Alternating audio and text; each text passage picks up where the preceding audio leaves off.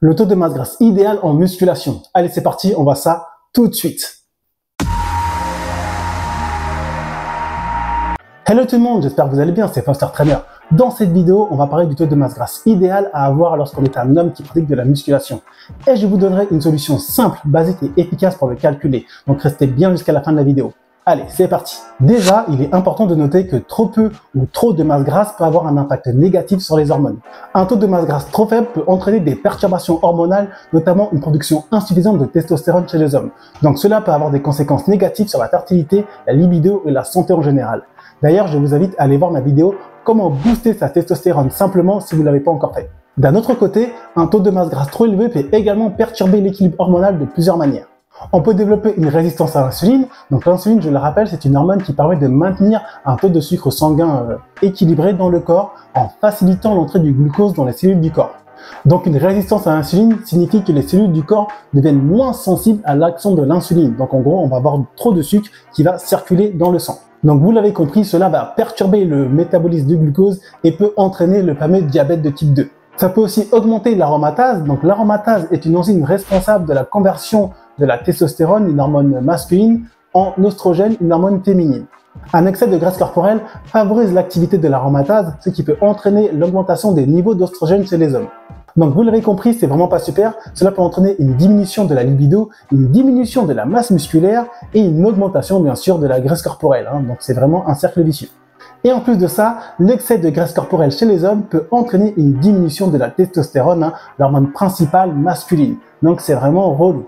La graisse abdominale en particulier, le fameux bidou là que beaucoup d'hommes ont malheureusement, est associé à des niveaux plus bas de testostérone. Donc en gros, il faut vraiment s'en débarrasser. Et bien entendu, la diminution de testostérone aura forcément un impact négatif sur la libido, sur la force musculaire et sur l'énergie et l'humeur en général. D'accord? Donc pas super. Il est donc essentiel de maintenir un poids santé et surtout un taux de gras adéquat pour éviter tous ces désagréments au niveau de l'équilibre hormonal et notamment au niveau de la testostérone chez nous les hommes.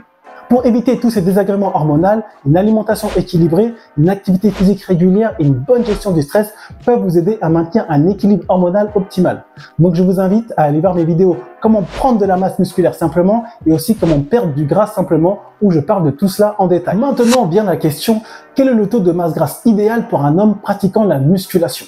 En musculation, pour les hommes bien entendu, on entend souvent qu'un taux de masse grasse compris aller entre 10 à 12% est idéal pour mettre la définition musculaire en valeur. Dans cette plage de taux, les muscles sont plus visibles et le physique paraît plus sec. Alors oui, je suis d'accord, certainement, mais honnêtement, pour moi, le jeu n'en vaut pas la chandelle.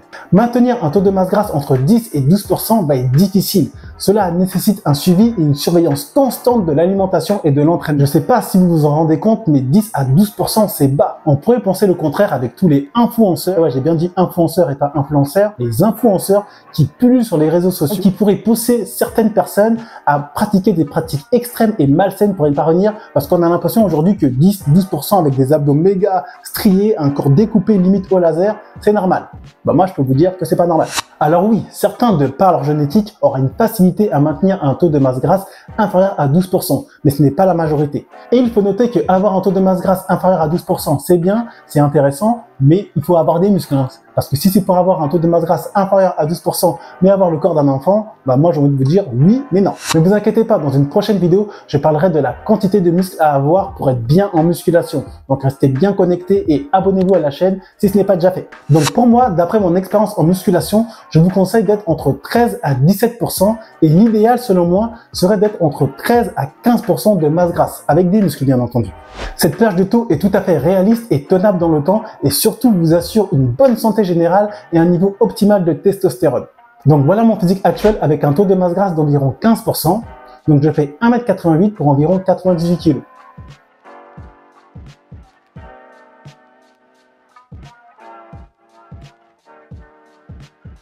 En musculation, il est toujours intéressant de connaître son taux de masse grasse ou body fat avant de commencer une prise de masse musculaire ou une perte de gras, ou tout simplement pour maintenir un physique qui nous convient. Avoir cette donnée chiffrée permet de mettre en place une alimentation adaptée à l'objectif fixé. Donc pour calculer le taux de masse grasse, il existe plusieurs méthodes, mais dans cette vidéo, je vais vous parler d'une méthode simple, basique, efficace et pas chère en plus. Il s'agit tout simplement de la méthode de la pince à pli cutané. La pince à pli cutané, ou aussi appelée la pince à graisse, sert à calculer l'épaisseur des plis de graisse dans le corps. Pour moi, franchement, c'est fiable et cohérent. C'est cette méthode que j'utilise au quotidien pour connaître simplement mon taux de gras. Alors pour la pince à graisse, il existe plusieurs méthodes, plusieurs plis à prendre.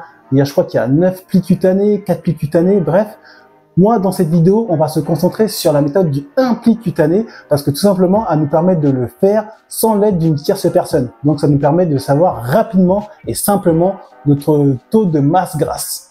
Donc, pour prendre cette mesure, il suffit tout simplement de pincer le pli suprailiaque au niveau de l'aine avec la pince à graisse. Alors attention, le chiffre pris par la pince à graisse ne va pas être très précis, mais franchement, ça va être fiable et cohérent. En général, un tableau de référence est fourni avec la pince à graisse pour connaître en gros son taux de masse grasse en fonction de son âge et du coup de la mesure qu'on a eue sur la pince à graisse. Je vous mets en description la pince à graisse que j'utilise au quotidien si ça vous intéresse. Alors bien sûr, en musculation, le taux de masse grasse idéal peut varier en fonction des objectifs fixés et de la répartition de la graisse corporelle. Mais il existe néanmoins des tableaux de référence pour savoir où est-ce qu'on se situe. Donc comme vous pouvez le voir sur le tableau, en musculation pour les hommes qui cherchent à développer leur masse musculaire de manière optimale, il est conseillé bien sûr d'avoir un taux de masse grasse relativement bas, donc comme je l'ai dit, entre 13 à 17%. Cette plage de taux permet de favoriser la définition musculaire et de mettre en valeur les muscles travaillés sans devenir un parano de l'alimentation et de l'entraînement, ok? Parce que quand vous cherchez à être entre 10 à 12%, parce que comme j'aime dire, la musculation c'est bien, c'est important, mais ce n'est pas la vie. Et si comme moi, vous avez d'autres choses importantes autour de la musculation, si je parle de mon cas, je suis marié, j'ai 2 enfants, j'ai un boulot à temps plein, et j'aime faire d'autres choses, d'accord? Donc j'ai pas envie de compter H24 ce que je mange, et dès que je mange un petit truc un peu trop gras ou trop sucré, ouh là là, non, je veux passer à 13% ou 14% de masse grasse à la fin du monde. Non, au bout d'un moment, rien à foutre. Moi je vous conseille d'être entre 13 à 17%. On a une bonne définition musculaire, on a un niveau optimal de testostérone, et on n'est pas frustré de la vie parce que on n'a pas le physique de chez Patty qu'on voit sur Instagram. Donc voilà pour moi, voilà pour cette vidéo. J'espère qu'elle vous a plu. Si c'est le cas, on n'hésite pas, on like, on partage, on s'abonne. Et moi je vous dis à très bientôt pour une prochaine vidéo. D'ici là, prenez soin de vous.